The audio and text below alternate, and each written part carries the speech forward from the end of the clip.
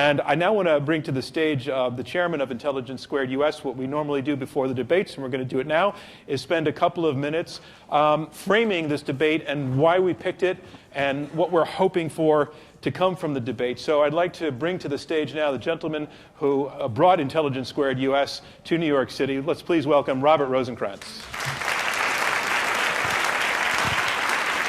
Hi, Bob. Hi, John. Hi, Bob. So we do various kinds of motions. Sometimes it's right out of the headlines, it's a policy choice. We've done repeal Obamacare or abolish the minimum wage. And then we do others that are a judgment on the state of things, like science refutes God. Tonight we're doing one of our what-if kind of hypothetical debates. It's a different shape of an argument. Tell us about what we're doing tonight. Well, of course, as I'm sure you've said, this is not a debate about immigration. It really is an experiment in a debate about pushing free market ideas to the limit. And we actually did an experiment like that a couple of years ago with a debate on the resolution, legalize a market in human organs. And it proved to be one of the most successful debates we'd ever done. Even though it's not going to happen, probably in our lifetime, the point was to explore the pros and cons and the ethical issues involved. Exactly. So tonight's debate, how radical a notion really is it to let anyone take a job anywhere? Well, it is not that radical a notion. It's a notion that's been applied for decades in the European Union. And the result has been very good for people who employ migrant labor. It's been very good for the people who use their services and the customers. It has not been so good for people who have to compete. And in Britain, they call this the Polish plumber problem.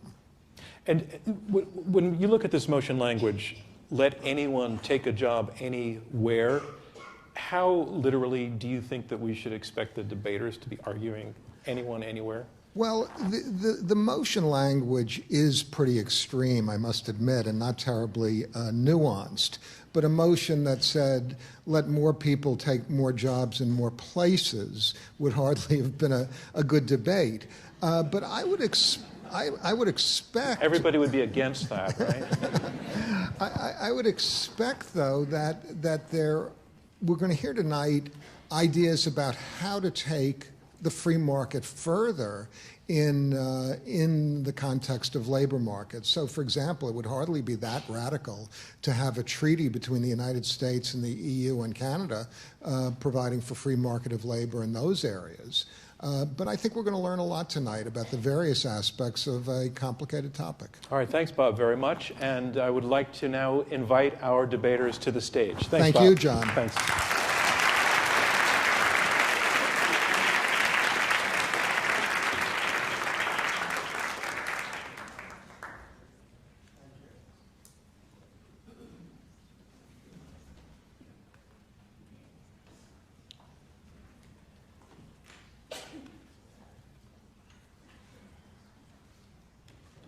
The lights were a little soft on me up here, and I was just waiting for them to come up. It's not an ego thing. It's a camera thing. Before we start, though, I just want to thank Bob Rosenkranz for bringing these debates here, and just want to ask him for one more round of applause for that.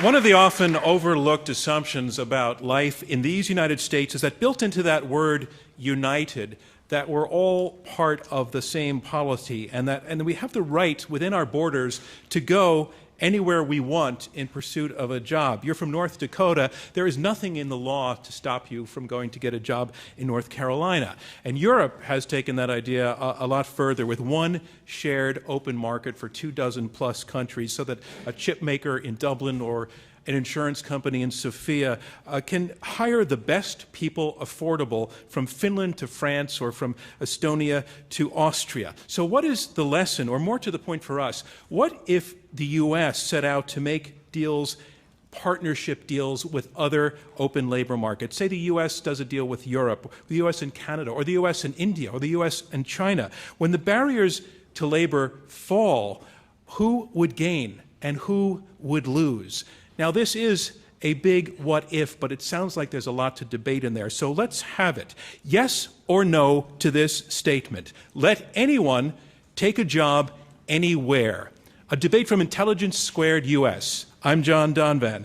We are at the Kaufman Music Center in New York City. We have four superbly qualified debaters, 2 against 2, who will take opposite sides on this motion, let anyone take a job anywhere. Our debate, as always, goes in 3 rounds, and then the audience votes to choose a winner, and only one side wins. Our motion, again, is let anyone take a job anywhere. And now let's meet the team first that is arguing for the motion. Ladies and gentlemen, please welcome Bryan Caplan.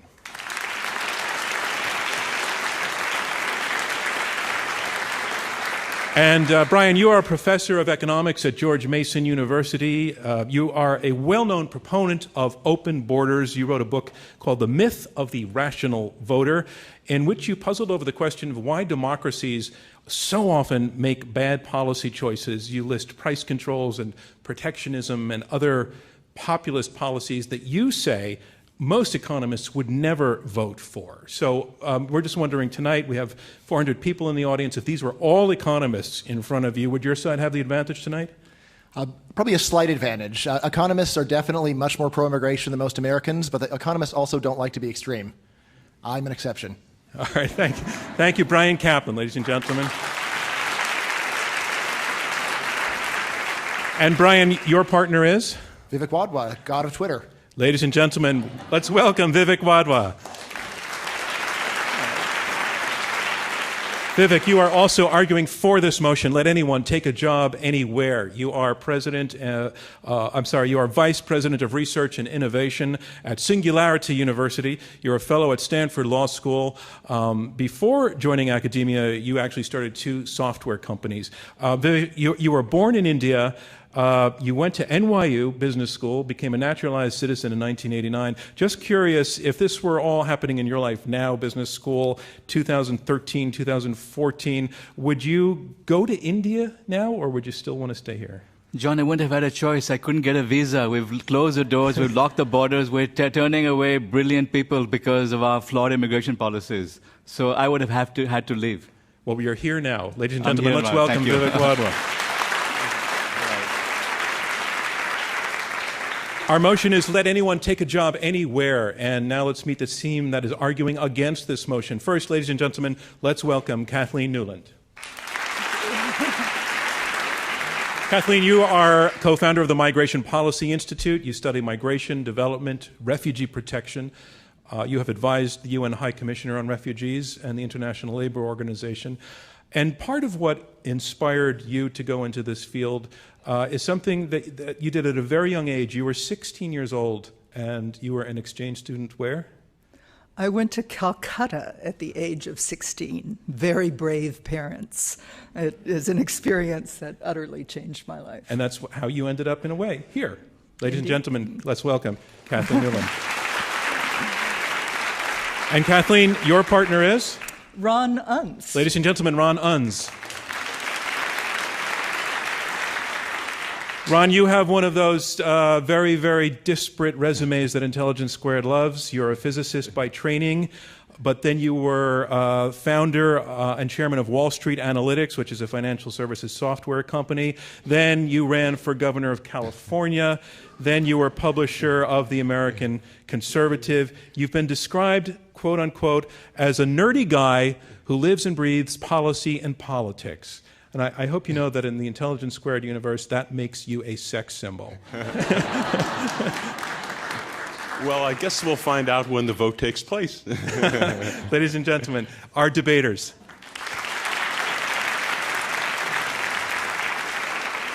Now, I want to remind you that this is a debate. It's a contest. There will be a winner and a loser. And you, our live audience at the Kaufman Music Center here in New York City, will choose the winners by voting twice, once before the debate and once again after the debate. And the team whose numbers have moved the most in terms of your support for their side of the motion in percentage point terms will be declared our winner. So let's go to our preliminary vote. You go to those keypads at your seat and look at numbers 1, 2, and 3. You can ignore the other ones. But if you look at our motion, let anyone take a job anywhere, and if you agree with that at this point, you want to push number 1. If you disagree with that, you want to push number 2. And if you're undecided, you want to push number 3. And if you push the wrong button, you can just correct yourself. The system will lock in your last vote. Then again, at the end of the debate, we'll repeat that exercise. Again, the team whose numbers have changed the most in percentage point terms from their opening positions will be declared our winner. And at the end of the debate, it takes us about 90 seconds to get that calculation taken care of. And our motion is let anyone take a job anywhere. And here to speak against the motion, I'd like to introduce Ron Unz. He founded the financial services company Wall Street Analytics and is the former publisher of The American Conservative. Ladies and gentlemen, Ron Unz.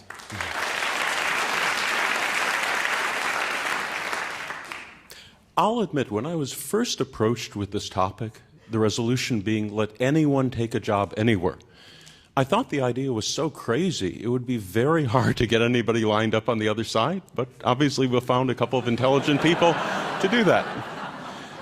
Let's think a little bit about what this means. Now, I'm laboring under a disadvantage in this debate because not only am I not a trained economist, I've never even taken a class in economics. I've never even opened an economics textbook. I personally don't claim to really understand most economics. I'm not convinced everybody else understands economics that well either. But one part of economics that is very well established, a very simple issue, is the law of supply and demand. Think of what production means. The two main factors in production are labor and capital. Together, those factors produce everything we have in our society. Allowing an unlimited number of additional workers from everywhere in the world to come here and take jobs would massively, massively increase the supply of labor. The result would be tremendously disadvantaging labor at the expense of capital. In effect, ordinary workers, ordinary citizens, people basically who work for a living, would be tremendously economically disadvantaged by the fact that they would be competing against 1 billion, 2 billion, 3 billion, an unlimited supply of additional foreign workers who would take the job for whatever wage they could.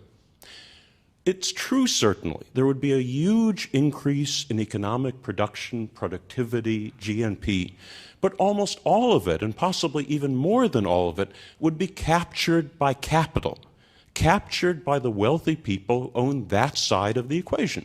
In other words, what we're talking about is something that would be very beneficial for the top 1%, 0.1%, 2%, 5%, the wealthiest segment of American society. They would benefit, no doubt about it. Everybody else would suffer. I think that's very clear. Because when you're talking about basically 100 million or 150 million American workers suddenly competing in an open labor market with 1 billion or 2 billion or 3 billion impoverished people from everywhere else in the world, they certainly would suffer. Now, let's think of what really has happened in American society over the last 20, 30, 40 years. The late Daniel Patrick Moynihan, over 20 years ago, pointed out that for 2 decades, there had been no increase in average wage income in the United States. The standard of living of ordinary American workers had been stagnant for 2 decades. He said that 20 years ago. It's now been 40 years. The income of the average American has been stagnant or declining for 40 years now, which is a shocking statistic that most people are not aware of. Clearly, there have been advances in technology so that in many ways, people have a much better life than they did before with iPhones, with Google, with things like that. But in terms of real income, people are basically the same or poorer than they were decades ago. And as Moynihan pointed out in the 90s, that's the longest period of economic stagnation that has happened in North America since European settlement began hundreds of years ago. Now, is it entirely coincidence that 40 years of economic stagnation for ordinary American workers is the same 40 years that has seen one of the highest rates of foreign immigration to the United States in our history? I think it's more than a coincidence. The point is, if you have a huge influx of willing workers from abroad, able to take any job they could because they come from poor countries, you're trying to drive down the wages of ordinary American workers who are competing with them. Allowing anyone to take a job anywhere, in effect, would convert America's minimum wage into its maximum wage. And if you see the complaints right now over the 1%, over the wealthy elite who have tremendously benefited in the last few decades, while ordinary people in New York City or other places around the country have suffered, that would be tremendously exacerbated if you brought in tens or even hundreds of millions of impoverished workers from other countries to take their places. Now, the point is, when you're talking about the results of economic stagnation in the United States that has now gone on for 40 years for ordinary workers, the end result at some point may be severe political backlash. And that sort of thing is inevitable. The reason America, in its history, largely avoided the disastrous political results of many European countries is that every decade, Americans were wealthier and better off than they were before. That's no longer true today, and it's no longer been true for 40 years now. Allowing an unlimited number of impoverished foreign workers to come to the United States would obviously make that situation incredibly much worse, and the result would be an economic disaster. It's true that possibly 1% or 2% or even 5% of Americans would benefit tremendously from that change, but probably 90% of the American population would suffer economically. And they are the people who vote, they are the people who can protest, and their views would certainly be made known, and the result would be tremendous political backlash. We have to ask ourselves whether one reason for many of the problems we've had in the last few decades economically is because the glorification, the amplification of theoretical concepts that may look very good to pure economic theorists. People basically spend their time in the Ivy Tower, but don't understand that ordinary workers suffer when their incomes don't rise for 40 years. And I think, unfortunately, that's probably true today. One other aspect of the American political dynamic has been that there's an increasing centralization of politics in the hands of wealth. In other words, the people who fund the campaigns, the organizations that fund the campaigns. And when you have the wealthy people benefiting tremendously from a proposal like this, and everybody else suffering, but when the wealthy people, for example, fund the politicians, they fund the think tanks, they fund the universities, they fund the journals, it's not too surprising that some of these ideas become very common in such circles, even if the end result would be disastrous for the United States. The bottom line is that letting anyone take a job anywhere might sound good in theory, but it would destroy the United States and destroy the lives of ordinary workers. Thank you very much. Thank you, Ron Unz. This is not what we are doing. You know, the solution is something that Fifth Ron has Broadway. advocated, which is having a minimum wage. He's advocated $12 to $15. Let's say we did that. We would now lock out the billions that they're worried about. Oh, I agree entirely. In other words, if we had a very large rise in the minimum wage, maybe to $12 an hour, that by itself would alleviate a lot of the problems associated with immigration. Because, in a sense, if you have a situation where American workers can't be paid less than, say, $12 an hour, then even a huge amount of foreign competition would ensure that ordinary American workers had a reasonable standard of living and maintained it. So the problem is the minimum wage, allowing people to come in for working for $2 an hour. We didn't say that, nowhere in this resolution are we talking about bringing in people at 50 cents an hour, $2 an hour. We're talking about if an employer wants to hire them, if I want to hire someone in Chile and have them work for me, they should be allowed to work for me. But you can have Vivek, limits. Are you They saying should be allowed anybody to work can for work you anywhere here, though. for a minimum wage? Well, why not? Well, you But I mean, can't have, seriously, no one's saying that you have unlimited open borders, anyone can do anything. You have laws, you have customs, you have processes, and you have regulations. So have good regulations. But that that's not knocks the it problem. out. The current minimum wage is too low. In other words, right now, if you have a janitor earning $9 or $10 or $11 an hour, and if he's suddenly put in competition with 2 billion workers around the world who are willing to work for anything, his wage would immediately go down to the minimum wage. In other words, all American workers would see their wages drop to the absolute minimum, labor unions would be destroyed, and the country would be impoverished. I mean, if we had a much higher minimum wage, that problem would not be the So case. let's- Wait, let's have a Vivek, minimum one wage. second. I want to just hear if the point that was just made that in fact it would have a terribly depressing effect to be in competition with 2 billion workers sounds reasonable. I want to hear from Brian Kaplan. Do you think that that's accurate? No. So here's the important thing. While it's true, Well, you're going to tell us why? absolutely. Good. So if they're really only one kind of labor, then Ron's story is right. You let in a ton of people and wages go down. However, Ron didn't get to the empirical part of economics, which is a really important part. Here's the thing. There are many different kinds of labor. There are high-skilled labor, mid-skilled labor, low-skilled labor. You can go and read the most respected critic of immigration in the entire economics profession, George Borjas. And all that he'll tell you is that immigration has been bad for high school dropouts. Everyone else, he says, there have been gains. When you consider the effect of immigration, it's not going to be an effect upon all workers. It's going to be an effect upon a narrow segment of workers who I said you could take care of them by having taxes or admission fees for low-skilled workers. Or minimum wages. Yes. Ron's minimum wage idea is terrible, and Ron can tell you why. The whole point of Ron's minimum wage proposal is to keep out low-skilled workers. He says it explicitly. I encourage you to read his piece. His goal is to make sure that anyone who is not worth $12 an hour, namely most of the people on Earth, are locked in their countries where they're earning $1 a day. I think it'd be far better if they could come here and earn my partner?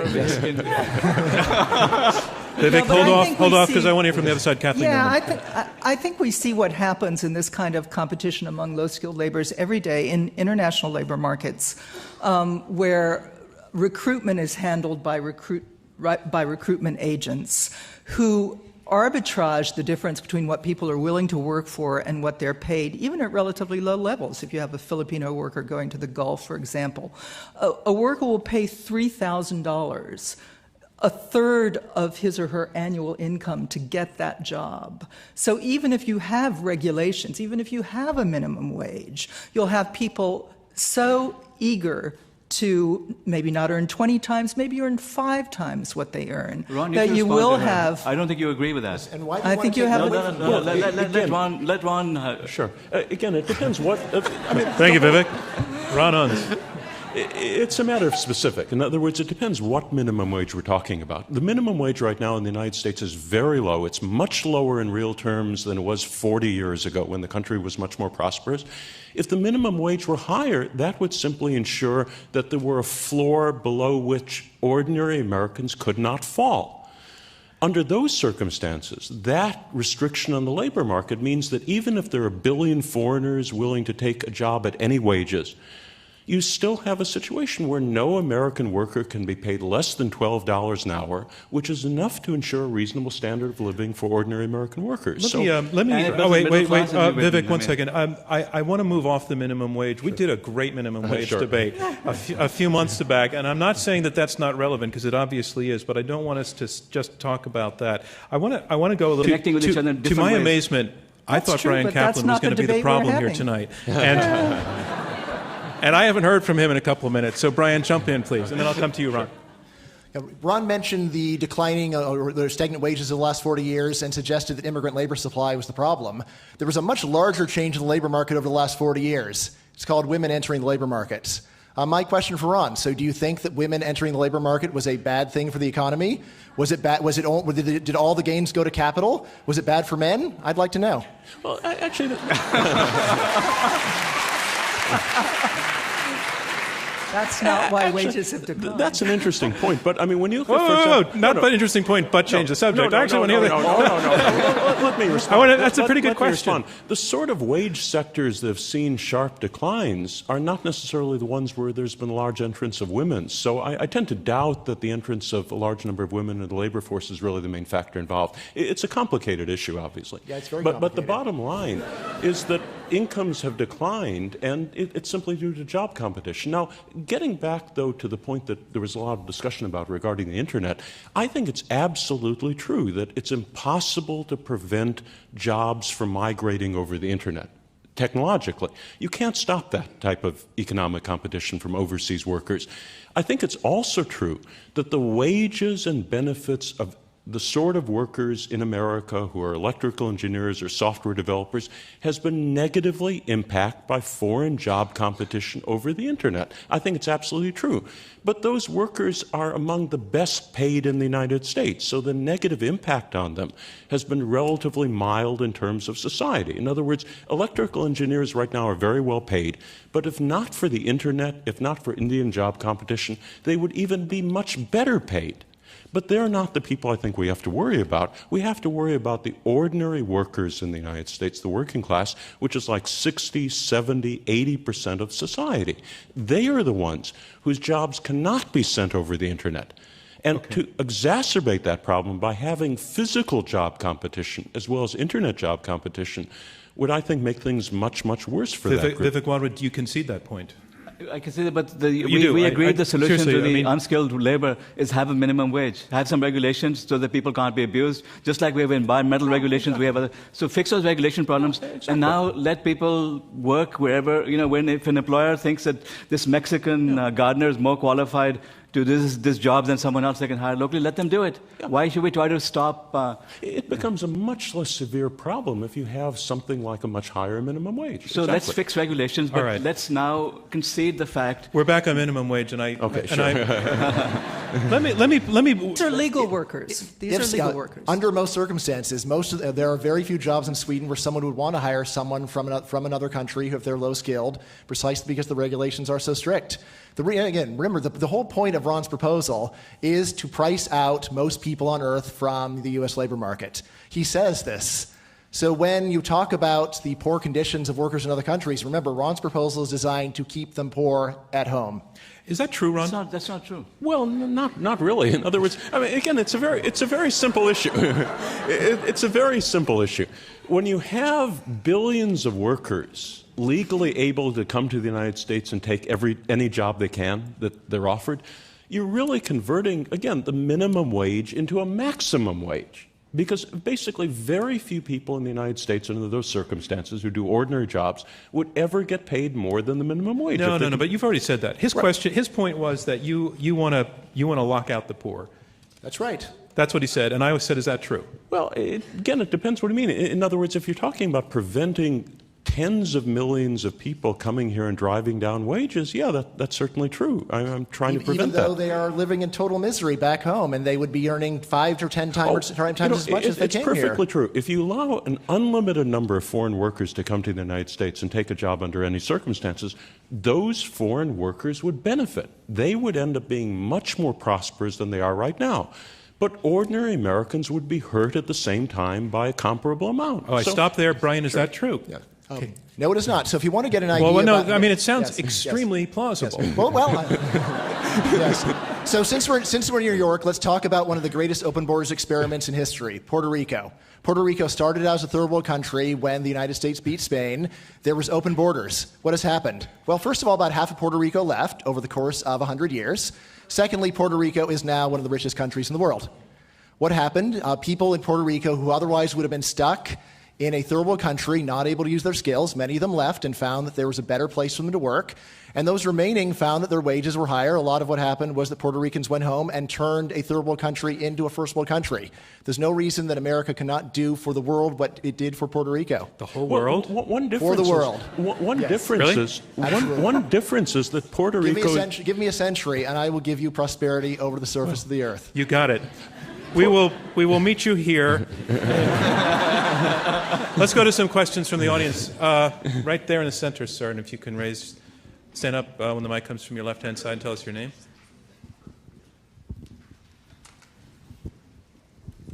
Thank you. This is terrific. My name is Jerry Orstrom, and my question is for the panelists opposing the resolution. Mr. Unz, you asserted that opening labor markets would not only be devastating to local labor, but to the general economy itself. And yet, economists often advise us that economies are not so much about producers and workers, but about consumers. And to the extent that foreign workers are hired at all, it's because it's deemed that they will produce goods and services with higher quality at cheaper prices than the local labor market that they outcompete, which in turn is wonderful for the economy. Could you address that, please, and could the other panelists respond? Well, it's certainly true. The economy would grow, but the benefits, the growth would be captured by the factors of production that are not based on labor. It would be captured by capital. In other words, it's the sort of thing where if you suddenly have a vast increase in America's population of workers, the economy will obviously be larger. In other words, there'll be more goods, more services, more people buying things. And it's also true that those tens of millions or even maybe hundreds of millions of foreign workers would be much wealthier in the United States than they were back home in China or India or Africa or wherever they were before.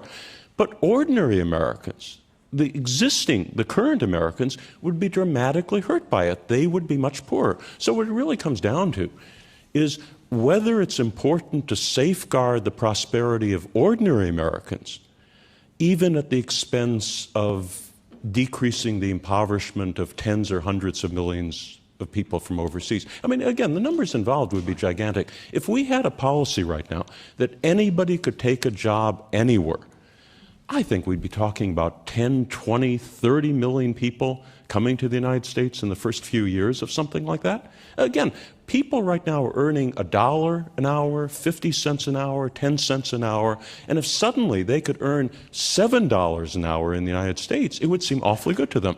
Brian people Kaplan. who employ them would drive down the wages, and ordinary workers would be tremendously damaged by it. Brian Kaplan, I think he just described your fantasy come true.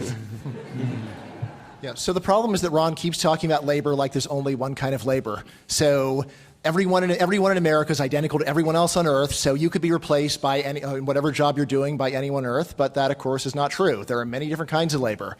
Rich countries tend to have much more skilled workers.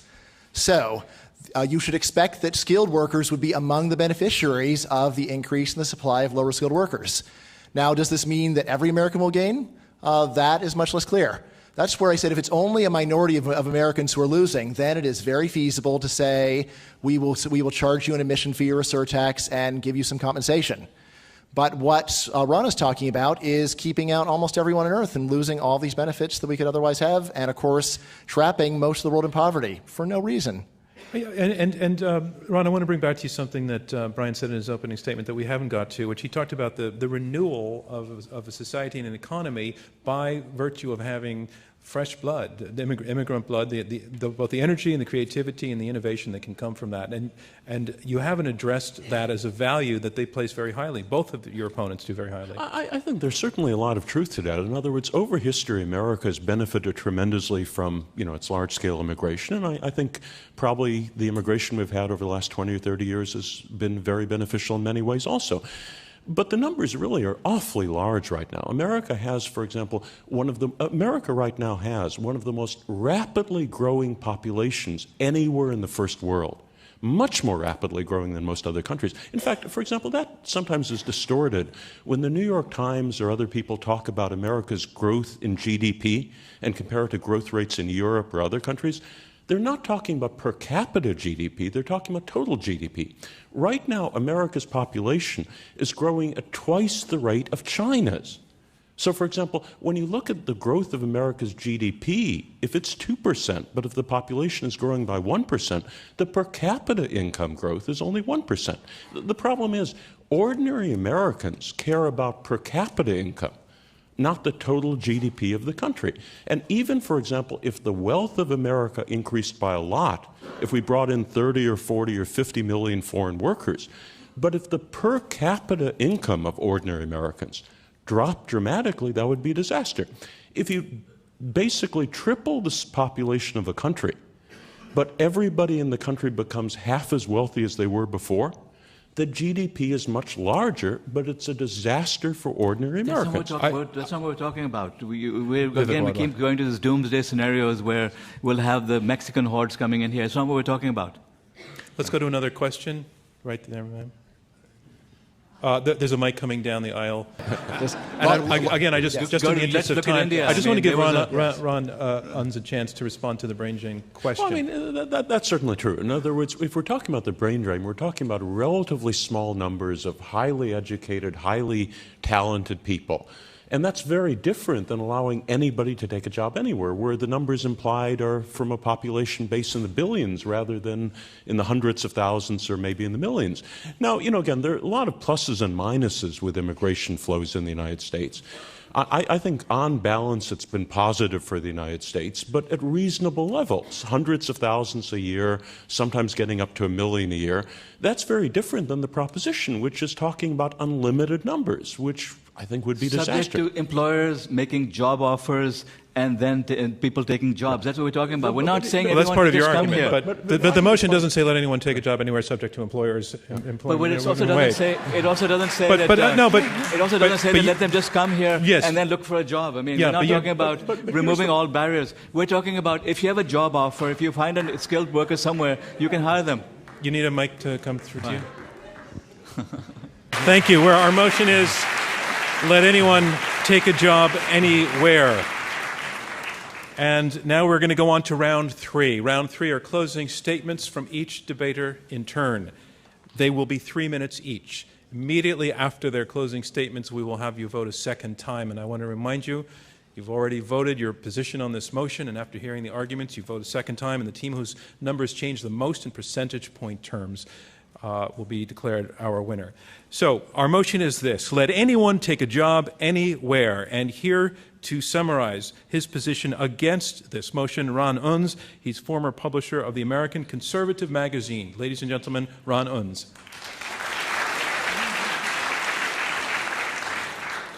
Over the last 20 or 30 or 40 years, there's been a tremendous bifurcation of American society. The wealthier have gotten much wealthier, the rest of the people have not. We've reached the point right now where the top 1% of American society, which has sometimes been in the headlines, the top 1% has as much wealth as the bottom 95%. In the last few years, since the 2008 financial crisis, virtually all of the gains in wealth and income have gone to that wealthy elite and virtually none of it to the rest of the population. Now, that's a bad situation. To make a bad situation like that much worse would be to cause the vast majority of ordinary American workers to suddenly have to compete for their jobs against everybody in the rest of the world. It would destroy their incomes. What we're talking about, again, is something that certainly would benefit the best educated, the wealthy elite, the affluent people in society. To be honest, the proposal that we're talking about probably would benefit many, perhaps even the majority, perhaps even the vast majority of the people sitting here in this audience. I mean, we're talking about New York City, one of the wealthiest cities in the United States. We're talking about the sort of people who attend a debate like this. Many of you might not be wealthy right now, but you're young in your careers. You certainly have a lot of prospects. Probably many of you would benefit from something that would drive down the wages and income of 60, 70, 80% of the rest of the people in society, but it would make the political situation much worse than it is right now. What we have to do is make changes in other proposals in other aspects of our society to alleviate the problems we've had over the last 20 or 30 years in terms of this wealth gap, not make them much worse. The proposal we're talking about would be devastating to the vast majority of Americans and should be voted against. Thank you, Ron Unz. Our motion is let anyone take a job anywhere, and here to summarize his position supporting this closing statements. And now it is time to see which side you feel argued best. I want you to go again to the keypads at your seat and vote now the second time. Remember, it's the difference between the two votes that determines our winner. And the way the vote works, if you look at this motion, let anyone take a job anywhere, and after hearing the arguments you agree with it, you're agreeing with this team, push number 1. If you do not agree with this motion, you agree with this team, push number 2. And if you are or became undecided, push number 3. Okay, we have the results in. Remember, you have voted twice, before the debate and once again after the debate. The team whose numbers have moved the most in percentage point terms will be declared our winner. Here are the results. In the opening vote, 46% of you agreed with the motion, let anyone take a job anywhere. 21% were against the motion. 33% were divided. The second vote, let anyone take a job anywhere. The team arguing for the motion, they went from 46% to 42%. That's a loss of 4 percentage points. The team arguing against the other side, I think we can see where this is going. Their second vote was 49%. That's an increase of 28 percentage points. They are our winners. The team arguing against the motion, let anyone take a job anywhere, are our winners. Our congratulations to them, and thank you from me, John Donvan, and Intelligence Squared US. We'll see you next time.